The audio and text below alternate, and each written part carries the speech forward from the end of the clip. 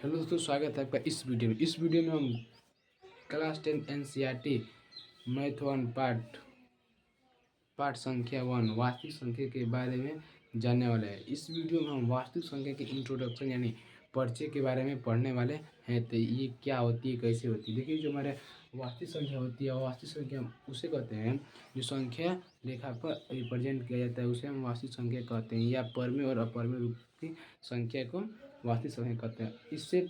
इसको पढ़ने से पहले हमें कुछ बातें पढ़ लेंगे तो हमारे लिए ये आसान हो जाएगी। देखिए, वास्तविक संख्या, वास्तविक मतलब क्या है, जो वास्तव में है। और संख्या मतलब देखिए, संख्या जो हमारी होती है ना, जब पुराने ज़माने में लोग किसी भी वस्तु को गिनने के लिए प्रयोग करते हैं, चाहे कितनी भैंस है कितनी गाय है, उन्हीं को हम संख्या कहते हैं। जो हमारी संख्या होती है वो अंकों से मिलकर बनती है। सबसे पहले अंक पढ़ेंगे तब संख्या पढ़ेंगे। यहाँ पे हेड डालेंगे अंक। अंक होता क्या है? अंक, देखिए, जो है अंक क्या होता है। अंक जो हमारा होता है ना, 0 से लेकर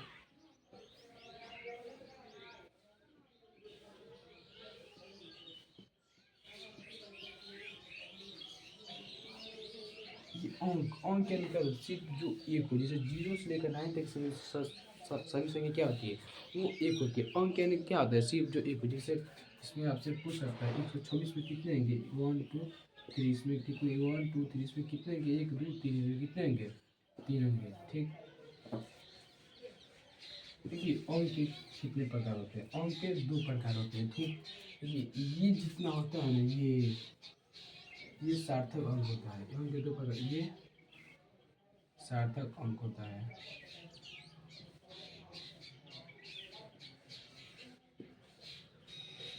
और ये सिर्फ असार्थक होता है। 0 सिर्फ असार्थक। देखिए, आप लोग हिंदी पढ़ेंगे सार्थक और असार्थक। सार्थक यानी क्या होता है, जो सही हो। मतलब कोई आपसे कोई भी क्वेश्चन कर सकता है कि सार्थक यानी क्या होता है, जो सही हो। ठीक, अब पढ़ेंगे संख्या। संख्या क्या होती है, अब पढ़ेंगे संख्या। अब पहली वाली संख्या हमारी किससे मिलकर बनती है, अंकों से। मान के चलिए यहाँ पर एक ये अंक ले लीजिए, एक 0 ले लीजिए, तो ये क्या बन गई, एक संख्या बन गई। उनसे ये 2 ले लीजिए, उनसे ये देखिए इनफाइनाइट हो गए। इस बात को हमेशा याद रखना चाहिए कि जो हमारा संख्या होती है वो 10 से लगाए इनफाइनाइट तक होता है, लेकिन जो हमारा अंक यानी डिजिट होता है वो सिर्फ 0 से लेकर 9 तक होता है। ठीक, लेकिन जो हमारी संख्या होती है वो 10 से लगाए इनफाइनाइट यानी अनंत तक, उसका कोई अंत नहीं है। ठीक, अब पढ़ेंगे संख्या। संख्या के प्रकार।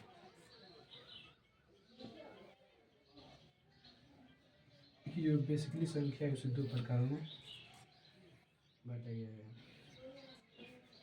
पहला होती है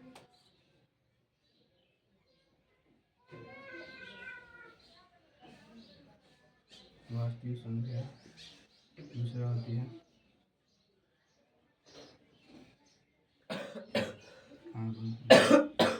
क्योंकि वास्तविक संख्या का देखिए, वास्तविक संख्या जो परमेय और अपरमेय के रूप में होता है उससे हम वास्तविक संख्या जाते हैं, जो यह संख्या रेखा पर रिप्रेजेंट किया जाता है। इससे को जानने से पहले हमें परमेय और अपरमेय के बारे में पढ़ना, लेकिन इसके जानने देखिए, जो होता है ना, वास्तविक संख्या काल्पनिक संख्या को मिलाने पर एक समिश्र संख्या यानी कॉम्प्लेक्स नंबर बनता है। ये हमारी क्लास 10 के सिलेबस में नहीं है, लेकिन आपको जानकारी के लिए हम बता दे रहे हैं। इसको कोई भी आपसे पूछ सकते। देखिए, वास्तविक संख्या, वास्तविक संख्या जो परमेय और अपरमेय के रूप में हो, चाहे जिसे नंबर लाइन आपको अभी समझाएंगे। ठीक, इसे नंबर लाइन यानी संख्या रेखा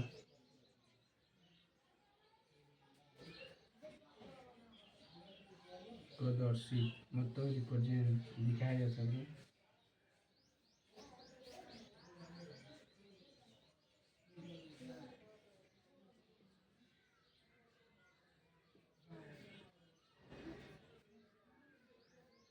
उसे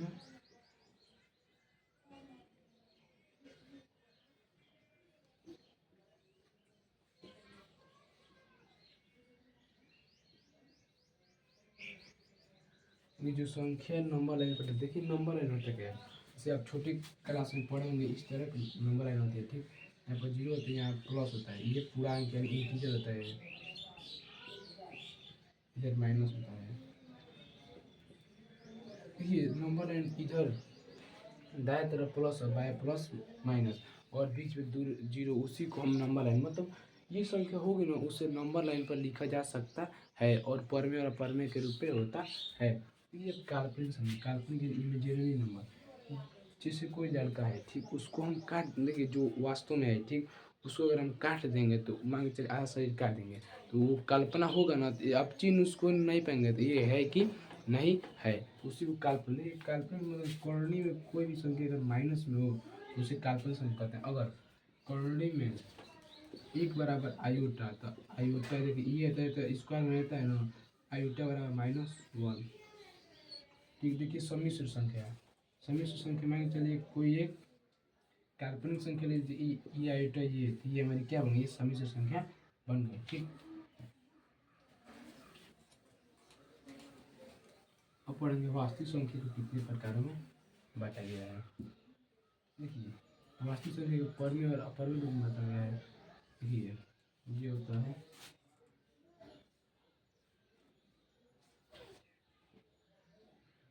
परमे संख्या, ये होता है अपरमे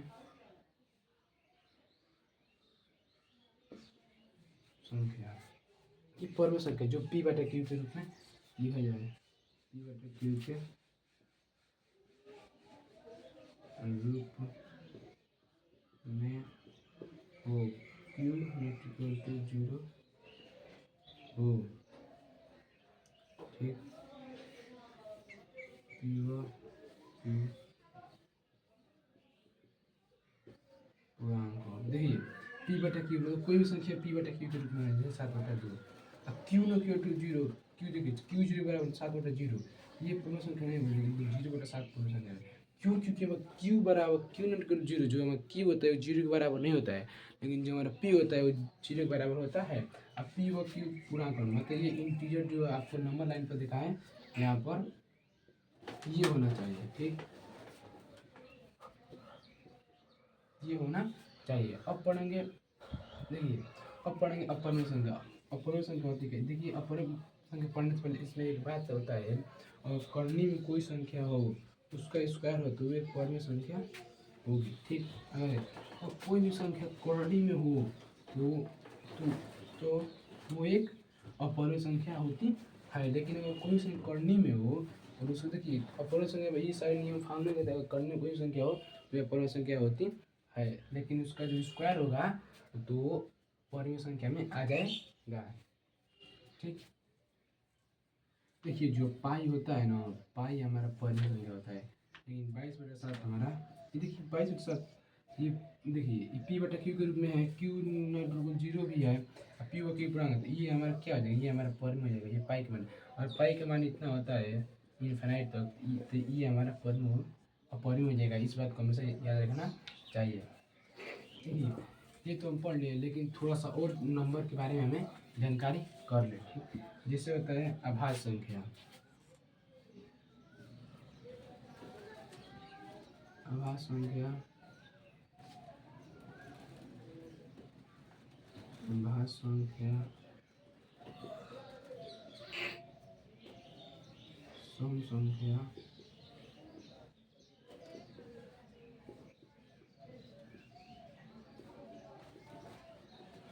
विषम संख्या, ये आभाज्य संख्या। आभाज्य संख्या उस संख्या को जो सिर्फ एक और स्वयं है, जो संख्या एक और स्वयं मतलब क्या होता है, अपने आप, जैसे कोई हम काम करते हैं ना अपने आप, उसे स्वयं करते हैं, स्वयं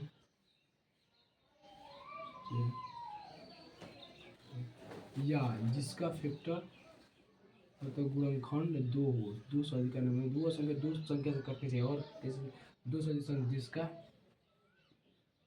फैक्टर 2 होती है। देखिए मान के चलिए कोई एक जैसे 2 है, 2 का 2 करेंगे, ये एक और स्वयं से करता है, 3 एक और स्वयं से, लेकिन 4 जो हमारा है इसको देखिए, ये 1 से भी कटता है, 2 से भी कटता है, 4, इसका ये देखिए, ये देखिए एक ये तो 3, इसका फैक्टर कितना हो गया, 1 2 3, लेकिन ये 1 से कट रहा है, इसमें क्या करता है, 1 और स्वयं से कटे, तो ये 1 कट रहा है, ये स्वयं कर रहा है, लेकिन ये 2 आ जा रहा है ना, तो ये हमारा आभास संख्या नहीं होगा। क्यों? क्योंकि ये कोर्स स्वयं से कटना चाहिए। अब पढ़ेंगे भाज्य संख्या। भाज्य संख्या वो जिसका फैक्टर 3 हो, जिसका फैक्टर 3 हो या 3 से अधिक हो।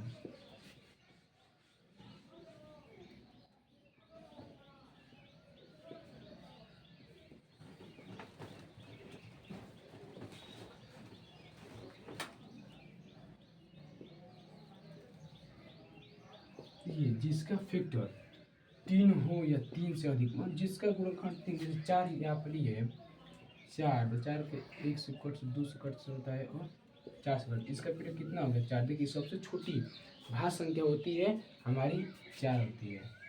ठीक, सबसे छोटी भाज्य संख्या हमारी कितनी होती है, 4 होती है। ठीक, जिसका फैक्टर जैसे 8 है, 8 हमारे किससे कटेगा, 1 से भी कटेगा, 2 से भी कटेगा, 4 से भी कटेगा, 8 से। इसका फैक्टर कितना हो जा रहा है, इसका फैक्टर 3 से अधिक या 3 हो रहा है, मतलब 3 से अधिक हो रहा है। अब पढ़ेंगे सम संख्या। सम संख्या कहते किसे, सम संख्या हम उस संख्या को कहते हैं जो संख्या 2 से कट जाए, जैसे 2 से जो संख्या 2 से कट, तो जो संख्या 2 से भागा देने कट जाए, जैसे 2 4 2, ये 2 से भागा देने पर कट जाएगी, लेकिन यहाँ 3 है, 3 2 से भागा कट नहीं करेगा, कि इसका शेषफल 1 आ जाएगा, ये 2 से भागा देने पर नहीं कटता है। अब पढ़ेंगे विषम। विषम संख्या जो संख्या 2 से नहीं, तो मतलब जो 2 से न कटे, जैसे 3 है, 5 है, 7 है, 8 होगा नहीं होगा, क्योंकि 2 से कटेगा, 10 नहीं होगा, 13 हो जाएगा। ठीक, देखिए जो सम संख्या होती है वो 2 से कटती है, ठीक, और जो विषम संख्या होती है वो 2 से नहीं कटती है। जो विषम संख्या होती है हमारे 2 से नहीं कटती है। तो आज के हम इस क्लास में इतना ही करेंगे। इसके लिए आपको धन्यवाद। ठीक।